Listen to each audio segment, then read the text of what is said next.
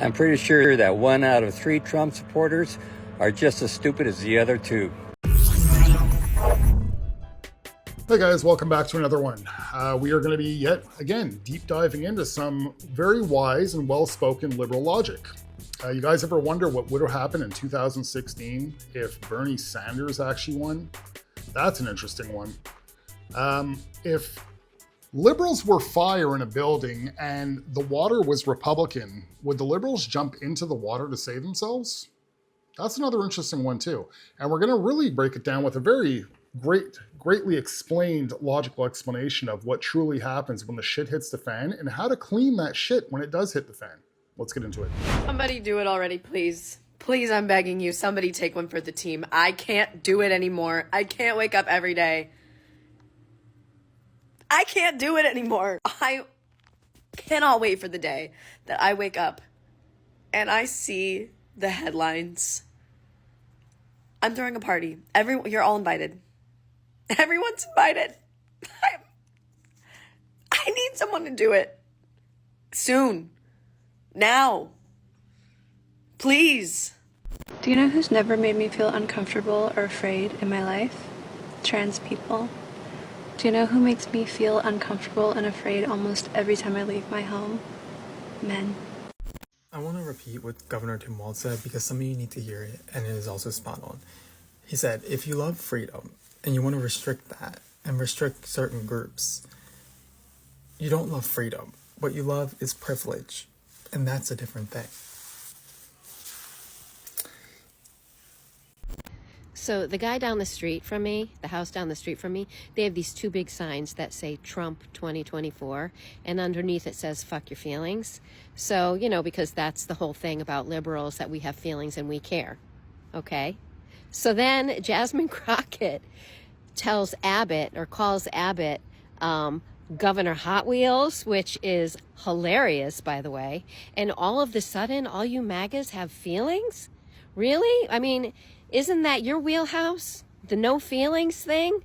So how do you like that? Fuck your feelings. Hi, I'm only joking with you. Why your MAGA suddenly get all so defensive and start throwing all this Western propaganda about China at me? Those propaganda created to enslave you. It doesn't work on me. I know real China.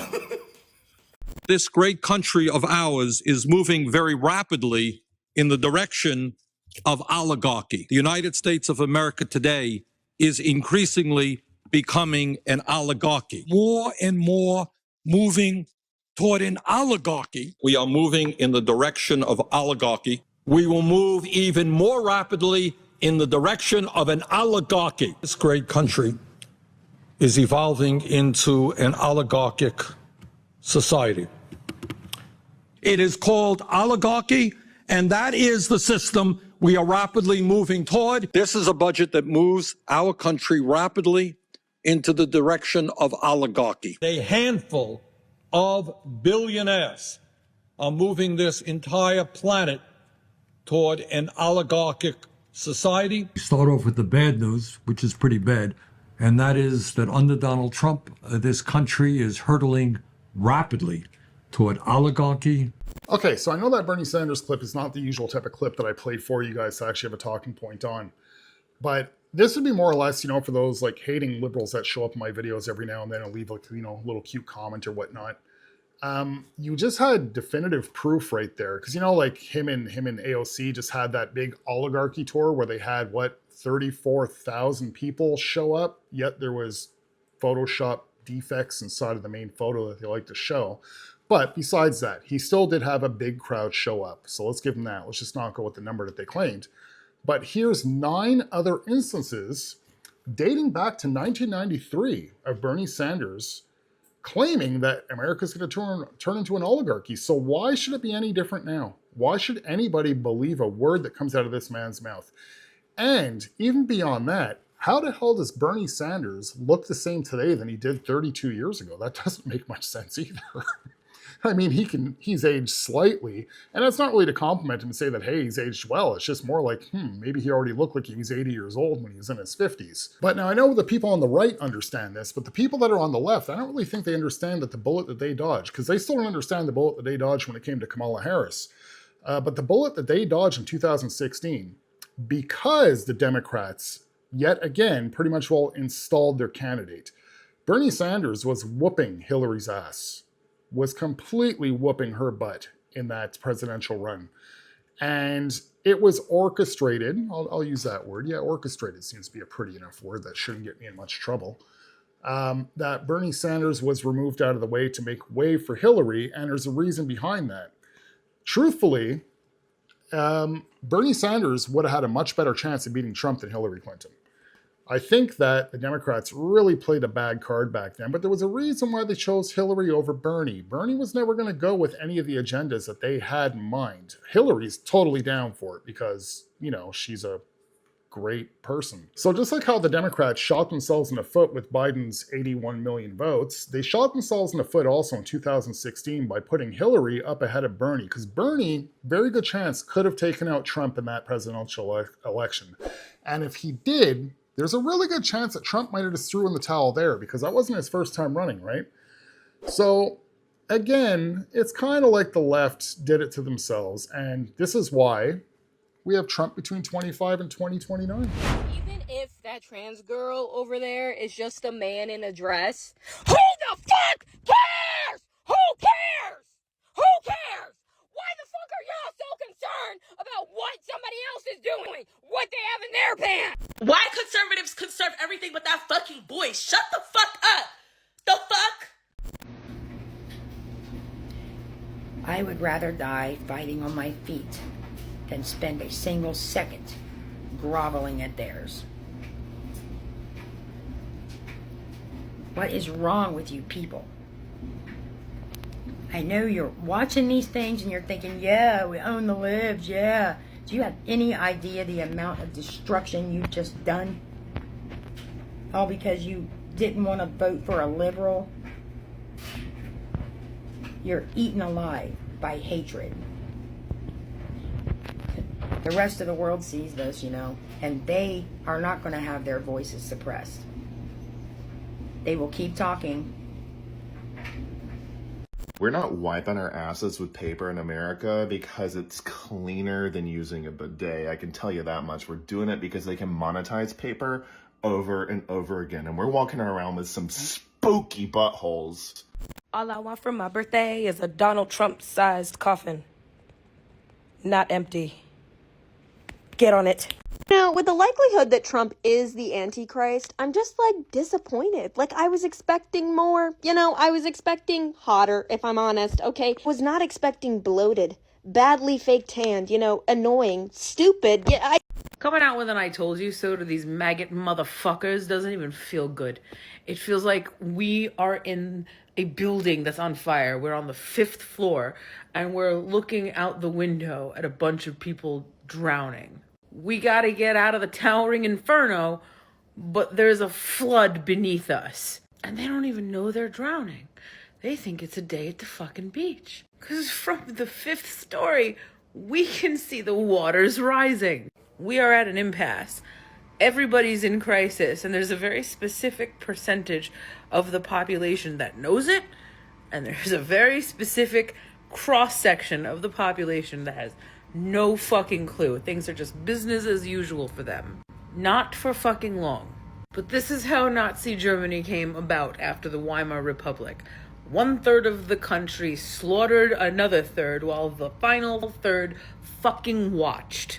Okay, so I think from her point of view, what she's trying to explain is when the end there, where she gave that analogy of whatever in Germany, 1/3 took out the other third while the other third watched. I think that she's trying to claim that the liberals are the third that watched, and they're just going to let MAGA fight it out with everybody else down here, and we're not even aware of the mess that anybody's in the States. We can completely flip this because liberals always try and claim, we've been trying to tell you guys, we've been screaming at the top of our lungs, we've been screaming from the rooftops to try and tell you guys what's going to happen. But yeah, we heard you, Again, everybody heard you. Believe me, liberals are very similar to vegans. They always say, how do you know that somebody's a vegan? Don't worry, they'll tell you. That's kind of how a liberal's mind works. But how come when it's the other way around and a Republican or somebody on the right just tries to tell somebody on the left, like, look, this is corrupt. You guys have been pretty much living in slavery, organized slavery. And how can I word this? How the lockdowns were handled in 2020. I don't know how bad it got for you guys out there in the States. I know some states were worse than others, but in Canada it got pretty bad. And it was proven, it became very clear that we were not free people. Like out here, we don't have a president, we have a prime minister. Now, break down the words. Prime means first, minister means servant. So our leader of our country is supposed to be the first servant, and he definitely wasn't. He was acting more like a little dictator. So how do you keep people from realizing that they are literally living in enslavement and from rising up on you? Is you keep them just happy enough. You keep them fed, you keep them entertained, you keep them distracted. You keep making all sorts of Hollywood bullshit movies to keep them distracted, and make sure that you keep pushing the narrative on them. Yet liberals can't see this. They think that that is just all called conspiracy theories and that we make tinfoil hats and we make all this shit up. But the problem is when it comes to the left, it's almost like they don't mind being enslaved. They're comfortable with it. They need to be led. They need to be told what to do. They need to follow the narrative. And this is why we refer to them as sheep, because they do travel in herds together. I refer to it as sheeps and goats. A sheep is totally codependent, must travel in herds, needs to be fed, is lost by itself. A goat is curious and it can find its own food. It wanders off and does its own thing independently. That's the difference between the right and the left. I'm not saying anybody should. I'm not saying that I would. I might, but I'm not gonna. But if it happens, I can tell you, I ain't gonna lose any sleep over it. My new Trump fragrances are here. Can you think of anyone on earth you want to smell like less than Donald Trump? Jesus Christ. Am I the only person getting a lot of personal gratification lately from all of the MAGA people who are trying to justify how we can definitely produce all the things that China produces in the United States, and then they list out all of these things, which is how they can produce them, and it's things like, well, the US government will subsidize factories, or the US government will actually use the federal budget to actually create factories, and then they're going to regulate overconsumption, and they're going to regulate how much these factories produce, which will ensure that we don't have profit loss. And then they're going to basically incentivize citizens, mainly young people, to work in these jobs for the collective good of the country. You're just describing communism. Men be like, you did not deserve to get hurt like that. I would never hurt you like that. You deserve to be hurt like this. Is it me, or is anyone else having a really hard fucking time? I don't understand why even worry about this kind of stuff. There are better things you should be worrying about in life. I don't know how to break this to you, but going into a business with people who believe that I shouldn't have rights is kind of worth worrying about. At minimum, places like this believe that I shouldn't have rights. Some of them want me dead. I realize that when you make comments like this, your biggest concern in life is probably, what am I going to have for dinner? But some of us are at risk. Some of us want to feel safe in the community that we live and spend our money in. You can't stop the shit from flinging once the shit has hit the fan. The only time you can stop the shit is before the shit is thrown, or if you manage to jump in front of the shit before it hits the fan. Now, in 2016, we could have stopped that shit before it got lobbed towards the fan. But we didn't. 2024, we could have thrown ourselves in front of the shit before the shit hit the fan. But we didn't. Now, the problem with throwing yourself between the shit and the fan is that you're still going to wind up getting shit on you. It's not going to go everywhere, but it's still not real great. We let the shit hit the fan. That shit is everywhere now. It's staining everything. It's getting on everybody. Some people just haven't found the flecks of shit on them yet, but it's there. That means that all there's left to do is to stop the fan and clean up the shit. But we don't have control of the fan because we, the United States, gave control of the fan to the people who are throwing the shit. And the shit is still hitting the fan and going everywhere. So we can't even clean it up. The best we can do is try to help people out of the way who are having the shit flung directly at them and try to survive the flinging shit ourselves.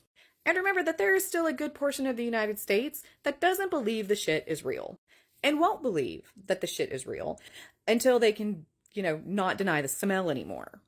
Anyway, I hope that clears that up. Some people couldn't understand it in more couth terms, judging by the comments that wound up in my filter. So yeah, hopefully that clears that up for everyone. Watch out for the shit, and good night and good luck. Now, personally, I can appreciate her analogy. I've never heard somebody use the term shit hits the fan and break it down the way that she did and use it for so many good examples. What's a little frustrating here, though, is completely understanding what she says. Obviously, she's got a great understanding of what she's saying, but the thing is, she's looking at it in a reverse lens. If she were just to take her whole analogy and flip it and realize, like, wait a second, the liberals have had the shit thrown at them. The liberals and the Republicans, and I just mean all of America, has had the shit thrown at them for years under a Democrat government. How else do you explain? Now, I know, like, they want to defend blue states. Well, the red states can't survive without the finances from the blue states, but look at the blue states. Look at them visibly. Look at the crime rates in the blue states.